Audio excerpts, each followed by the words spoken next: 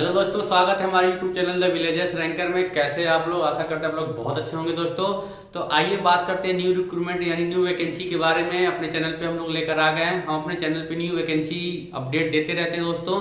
तो बात करते हैं आईबी सिक्योरिटी असिस्टेंट की दोस्तों वैकेंसी आई था। एमटीएस की वैकेंसी है इंटेलिजेंस ब्यूरो आईबी में दोस्तों। ठीक है, ये मिनिस्ट्री ऑफ होम अफेयर्स के अंदर आता है दोस्तों। इसकी जो गवर्नमेंट जॉब है, तो कितनी वैकेंसी है, सैलरी कितनी है, सिलेक्शन प्रोसेस क्या है, सिलेबस क्या है, और उसके बाद एग्जाम में कौन कौन से सब्जेक्ट से कितना मार्क्स का क्वेश्चन पूछा जाएगा, सारी बातें करेंगे हम अपने इस वीडियो में। तो हमारे चैनल को प्लीज लाइक एंड सब्सक्राइब कर दीजिए तथा बेल आइकन को जरूर दबा दीजिएगा ताकि आपको ऐसे ही जॉब की नोटिफिकेशन मिलता रहे। तो आइए बात करते हैं आईबी रिक्रूटमेंट की कौन सी वैकेंसी है। ठीक है, तो इंटेलिजेंस ब्यूरो एमटीएस था सिक्योरिटी असिस्टेंट की वैकेंसी है दोस्तों। टोटल पोस्ट की बात करते हैं तो टोटल पोस्ट 1671 पोस्ट है। ठीक है, इसमें भी सिक्योरिटी असिस्टेंट था एमटीएस की अलग अलग वैकेंसी दी गई है। तो हम बात करते हैं सिक्योरिटी असिस्टेंट एग्जीक्यूटिव की, तो 1521 पोस्ट है।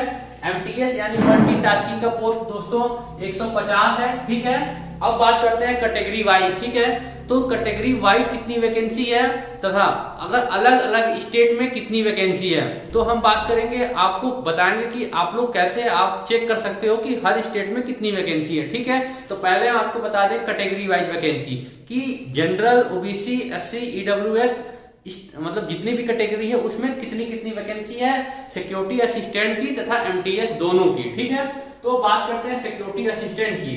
तो सिक्योरिटी असिस्टेंट में जनरल की वैकेंसी है 755। ठीक है, यानी 755, ओबीसी की 271, 271 और ईडब्ल्यूएस की 152, 152, एससी कैटेगरी की 240 सीट है यानी 240 और एसटी की 103, 103 यानी 103 पोस्ट है। ठीक है, ये तो रहा सिक्योरिटी असिस्टेंट की वैकेंसी। अब बात करते हैं मल्टीटास्किंग यानी एमटीएस की। ठीक है, तो मल्टीटास्किंग उसके बाद एमटीएस की वैकेंसी है जनरल में 68, ओबीसी की 35, ईडब्ल्यूएस की 15, एससी तथा एसटी की दोनों जो है 16 और 16 सीटें हैं। ठीक है, ये तो रही आपकी कैटेगरी वाइज वैकेंसी। ठीक है, अब बात करते हैं एलिजिबिलिटी क्राइटेरिया की कि इसकी योग्यता क्या है अप्लाई करने की।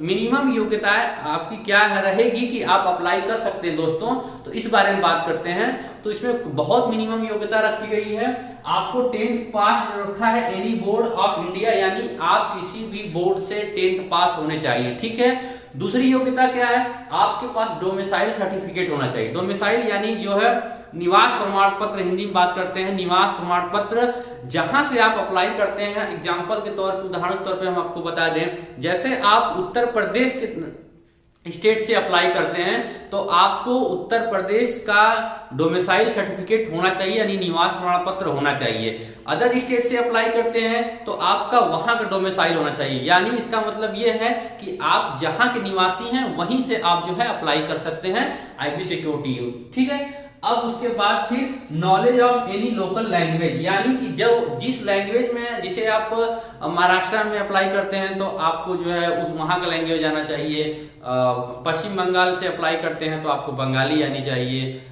तमिलनाडु से करते हैं तो तमिल आना चाहिए। ये डिफरेंट जो है, अब जिससे लोकल हमारे तरफ की भाषा है वो हिंदी है, तो कुछ स्टेटों में हिंदी चलती है तो आपको हिंदी थोड़ा जानकारी होना चाहिए। ठीक है, तो ये रही आपकी लैंग्वेज। ठीक है, अब बात करते हैं सैलरी की। तो सैलरी इसमें सिक्योरिटी असिस्टेंट तथा एमटीएस में कितनी सैलरी बनेगी वो अलग अलग पे लेवल में है, उसके बारे में बात करेंगे।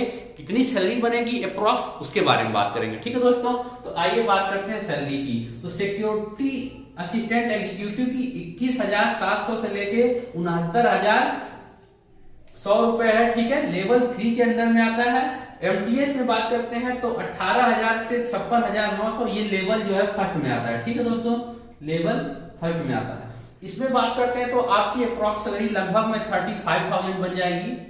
ठीक है, और इसमें बात करते हैं तो आपकी सैलरी लगभग में 28,000 से 30,000 रुपए बनेगी। ठीक है दोस्तों, ये तो रही आपकी एमटीएस की सैलरी। ठीक है, जॉब की बात करते हैं तो ऑल ओवर इंडिया में आपकी जॉब होगी दोस्तों।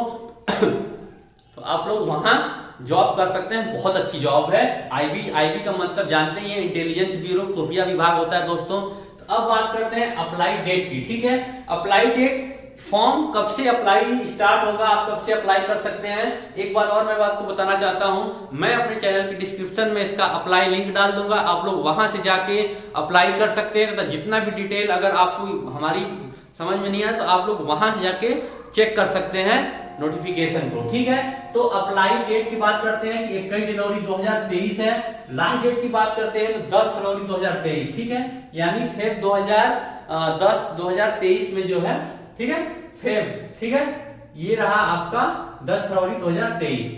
एप्लीकेशन फी की बात करते हैं तो जनरल, ओबीसी, ईडब्ल्यूएस के लिए 450 रखा गया है, एससी एसटी के लिए भी 450 रखा गया है, ऑल कैटेगरी फीमेल के लिए भी सेम है, 450 रुपए रखा गया है, ठीक है।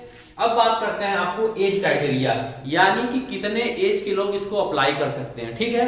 तो बात करते हैं सिक्योरिटी असिस्टेंट एग्जीक्यूटिव की, तो 18 से लेकर 25 साल तक, 18 साल मिनिमम रखा गया दोस्तों, मैक्सिमम 25 साल, ठीक है। एमटीएस के लिए मैक्सिमम 27 साल रखा गया है।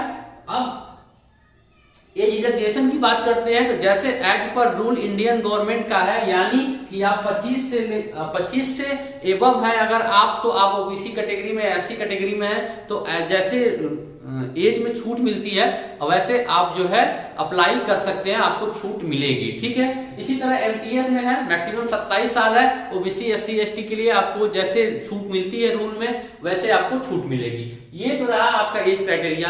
अब सबसे इंपॉर्टेंट सिलेक्शन प्रोसेस की बात करते हैं, ठीक है। तो सिलेक्शन प्रोसेस कितने स्टेप में है, और फर्स्ट स्टेप में क्या है, सेकेंड स्टेप में क्या है, और थर्ड स्टेप में क्या है, उसके बारे में बात करेंगे। तो टायर 1 यानी फर्स्ट स्टेप के बारे में बात करते हैं दोस्तों। टायर 1, टायर 2 एंड इंटरव्यू, ठीक है, ये तीसरा स्टेज इंटरव्यू है। टायर 1 में आपका एग्जाम होगा सीबीटी टेस्ट, यानी कंप्यूटर बेस्ड टेस्ट, यानी आपको कंप्यूटर पे एग्जाम होगा।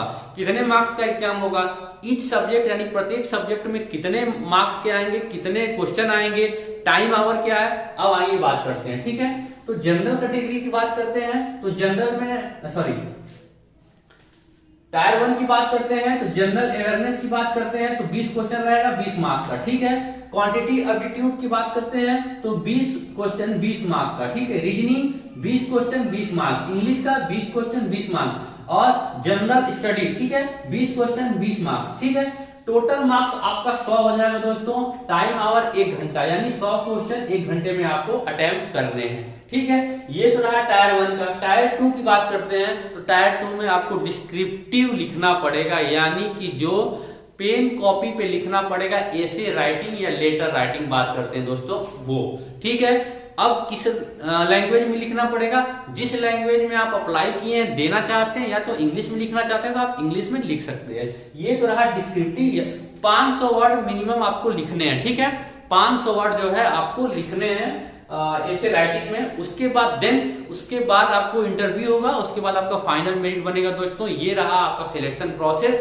ये है खुफिया विभाग इंटेलिजेंस ब्यूरो की वैकेंसी। अगर हमारा वीडियो आप लोगों को अच्छा लगा हो तो आप प्लीज लाइक एंड शेयर जरूर करिए, तथा बेल आइकन को दबा दीजिएगा ताकि आपको ऐसी नोटिफिकेशन मिलता रहे, ठीक है दोस्तों। जय हिंद।